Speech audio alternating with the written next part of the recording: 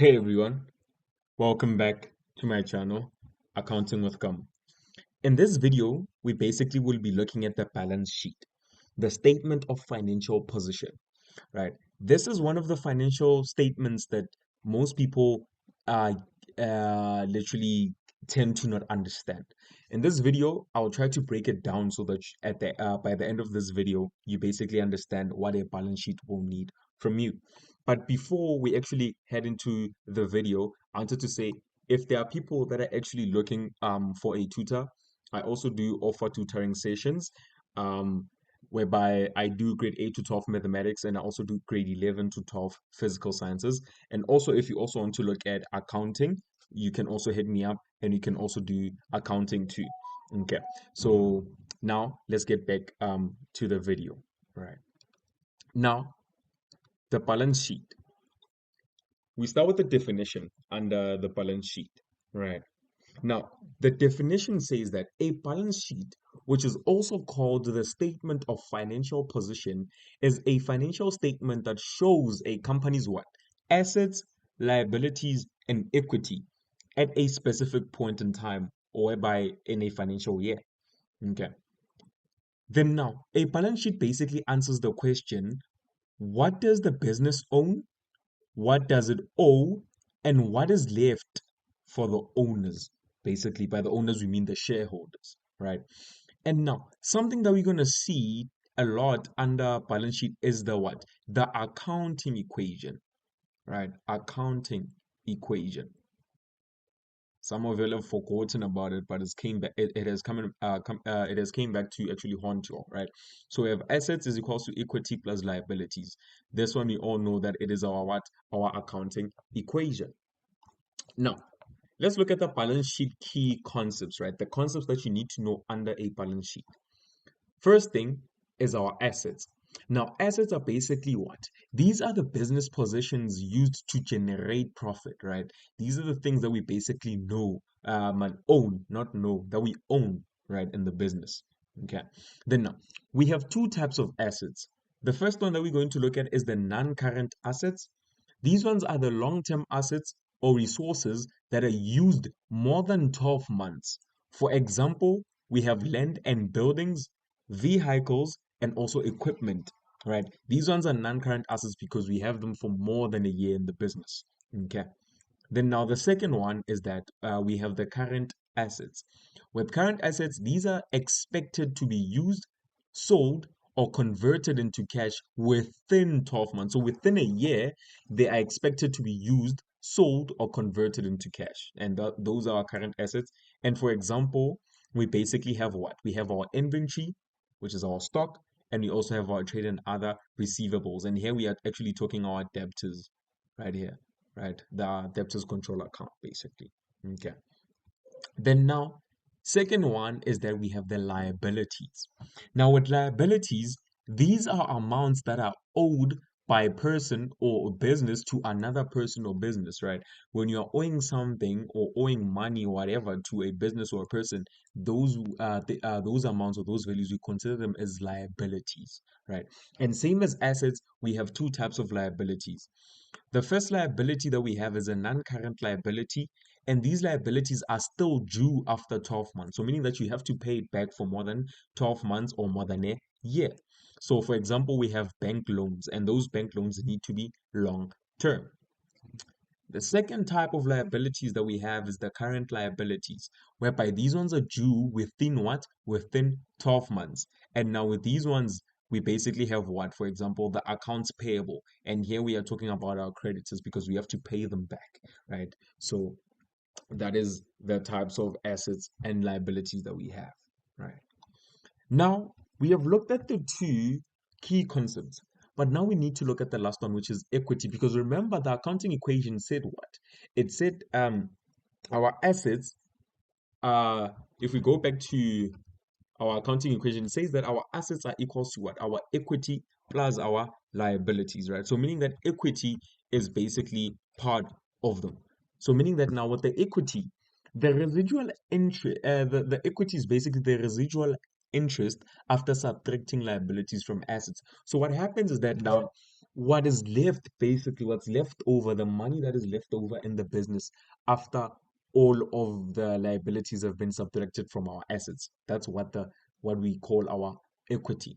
But now our equity has components, right? It has components. The first component that we have is actually owner's capital, which is our share capital, and this is which is also known as the share capital, and this one is basically the money that is invested by the owners, right, or the shareholders.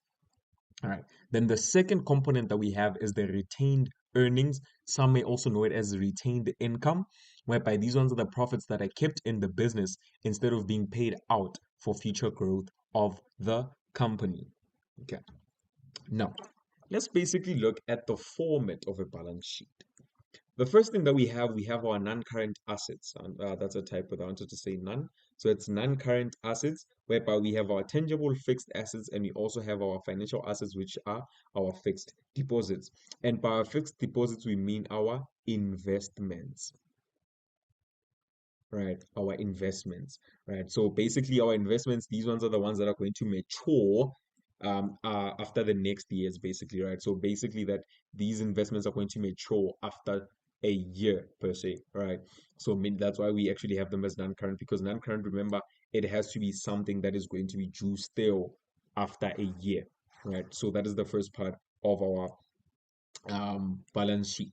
Then the second part that we have is that we have our current assets. We have our inventories, we have our trade and other debtors, we have our cash and cash equivalents, right? I want to explain something. Under inventories, we basically have what? We have our trading stock plus our consumable stores on hand. Consumable stores on hand. These two values basically give us the value for inventories. Okay, make sure that you note that one. Then now we have trade and other debtors, right? So with trade and other debtors, it basically has more on it. Okay, it has more. With trade and other debtors, what we have is that now uh, we basically need to get our what? Our net debtors, basically. Net debtors. So meaning that the people that owe us, we need all of them. Then on top of that, we're gonna add the accrued income, accrued income, right? We have our accrued income, right? Why is accrued income part of other debtors basically? So this one is the income that we haven't yet received. So that it is basically accrued income because we haven't received that income. Okay, but you know that we are it's basically our income and we need to get it, right? Then after that, we need to add our prepaid expenses. So prepaid expenses are when we basically pay um more than we were supposed to in that year. So let me just say now the year ended in December, but we have already paid for January and February, right? We have paid insurance for January and February. That amount we need to come and edit here because the prepaid expenses basically it's like we have paid earlier than we were supposed to, right? So we need to add it back. Then after that, now we need to add, some may add insurance claim because remember we can claim our insurance because remember our claims don't come immediately, so you can claim our insurance. Then basically also another thing that we can get here, it is SARS, right? But in SARS we literally can add the income tax, right? The income tax. So now that is what trade and other debtors actually comprises of, right? The net debtors, accrued income, the prepaid expenses, the insurance claim, the SARS income tax, right? Be careful with the SARS, it has to be an income tax. Okay. Then now we have our cash and cash equivalents, right? So now with our cash and cash equivalents, what happens is that we have our bank, right? Then on our bank, we need to add our savings. We also need to add our petty cash. Then we also need to add our cash float. Then we also need to add what? Fixed deposit. I'll explain this one. Fixed deposit. Deposit, right? This one, you literally have to what? You add it if it is going to mature within the next financial year. Financial year. Right. So be careful with that. So now here, this is what our cash and cash equivalents basically has. So now our tangible and fixed assets, the tangible or fixed assets and our fixed deposits, they literally give us our non-current assets, right? Then our inventories, trade and other debtors, cash and cash equivalents will basically give us our current assets. And now sorry. And now when you add the two, the non-current assets, my bad, the non-current assets and the current assets, we are always going to get our total assets. Okay, gonna get our total assets. Then now, let's move on to the next part of the balance sheet. Remember, this is just a continuation. That was the first part of it. Now this is the second part. The second part now, it has what? Equity and liabilities. Equity and liabilities. Now, with equity and liabilities, the first thing that we have it is the shareholders' equity.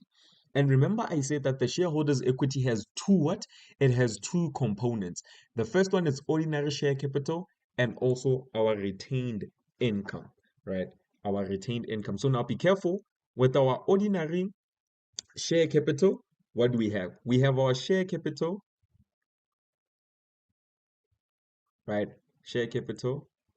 Then we're going to add our ordinary shares at issue price. So our ordinary shares at issue price,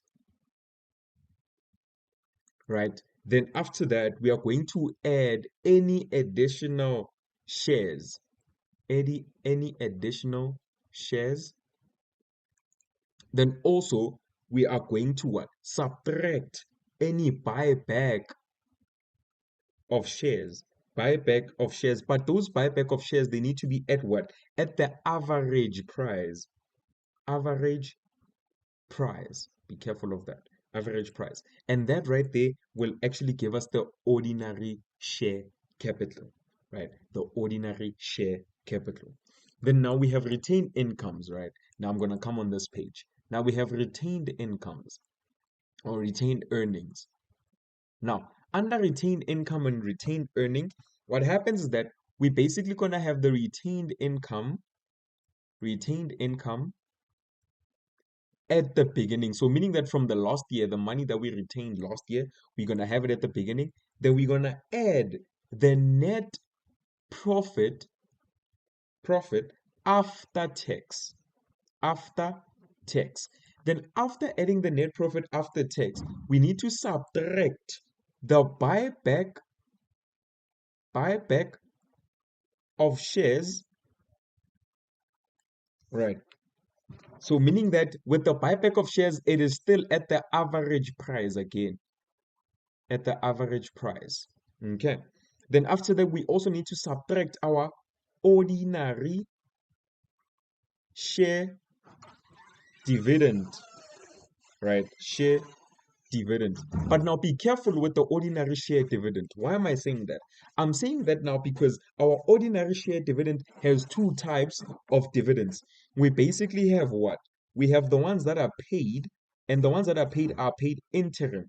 What do I mean by interim? Interim, this is the dividend that they pay during the year. So they sometimes pay the shareholders while still in the financial period. Okay. Then after that, what happens is that we're gonna have the ones that are declared.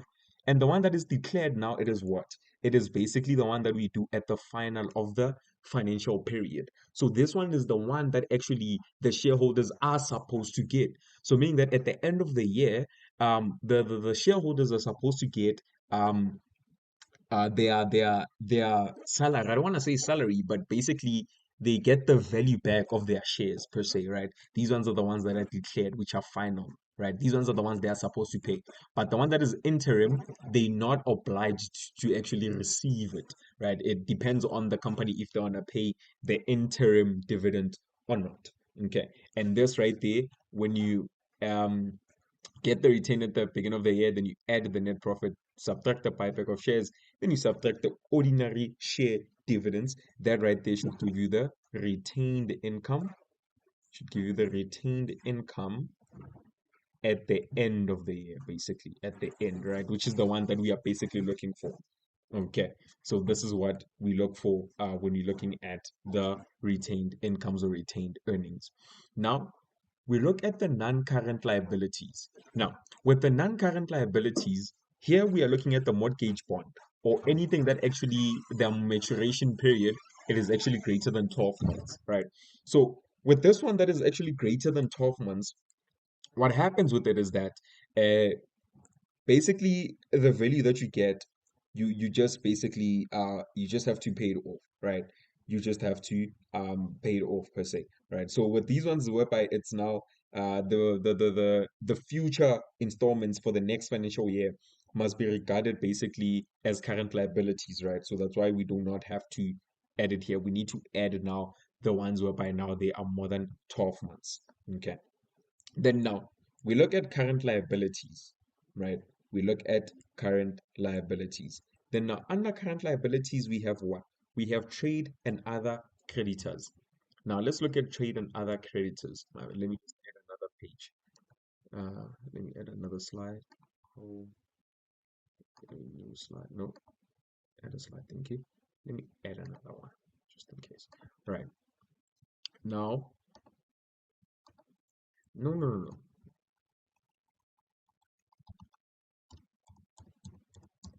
Okay. Now, let's look at trade and other payables basically, whereby that is what we call our under our trade creditors basically. Creditors, right, other trade and other creditors, which is our trade creditors. Now be careful with this one. What do we have here? We need to add, right, from our trade creditors basically, my bad, from our trade creditors.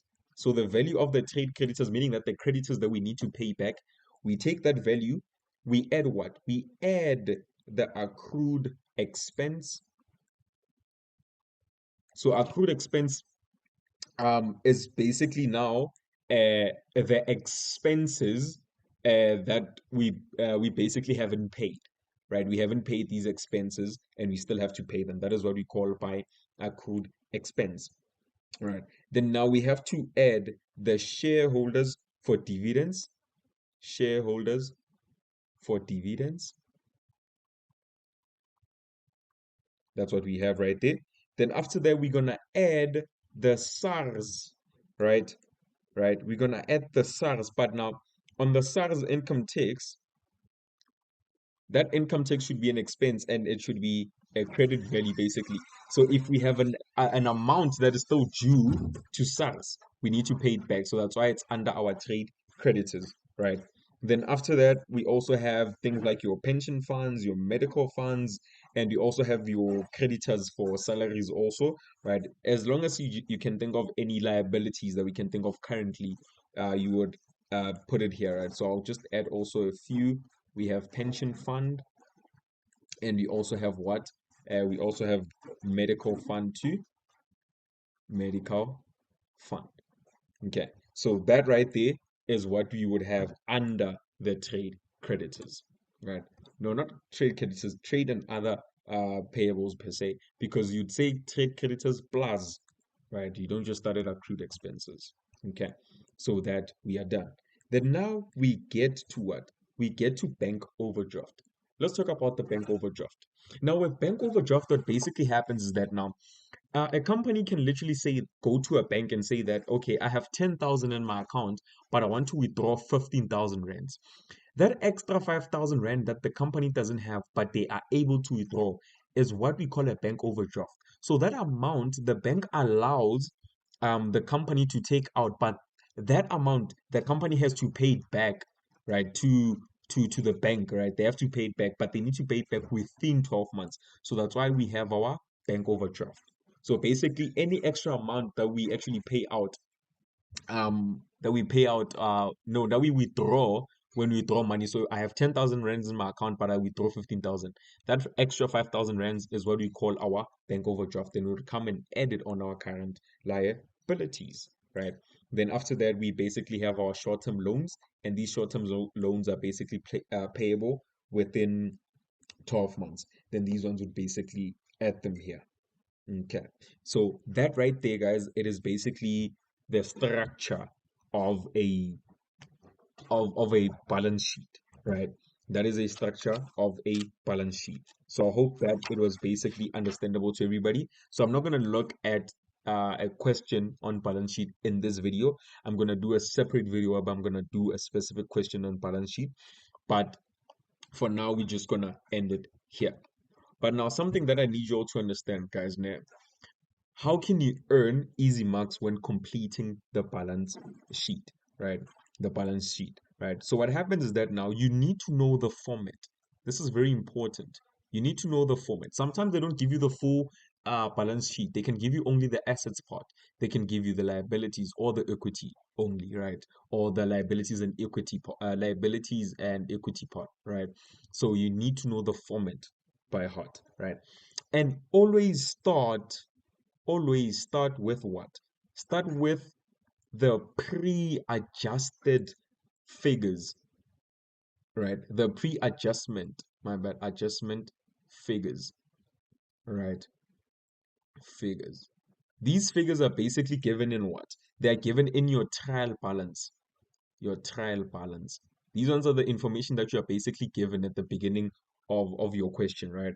Right. And also you need to also now or you can basically start with the information that is extracted when actually preparing the balance sheet also, right? But make sure that the pre-adjustment figures, you literally start with them, right? Then also, what you can do is that you can actually record the figures in the balance sheet to end part marks or free marks basically. Sometimes in accounting, just for putting an amount, it doesn't have to be correct. As long as that you put an amount that they do give you marks. So just because you don't know how to calculate it doesn't mean you just need to leave it blank. Sometimes just put the value, then they will give you a free mark basically. Those are what we call part marks per se, right?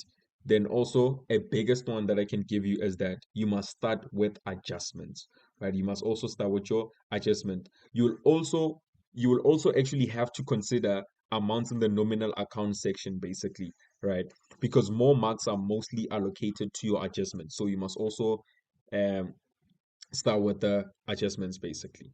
Okay. And also you must make sure that you always show your workings in brackets. Also, workings can give you part marks or free marks. So you also need to show your workings basically in what? In brackets. Okay. So make sure that you know that by head. Right. And that right there, guys, is a video under the balance sheet. I hope it was very understandable. And yeah. So make sure that you just comment down any video that you would love me to do in the future that you literally are struggling with, then I'll look at it. But other than that, thank you for watching this video, and I hope it was helpful, and I'll see you next time.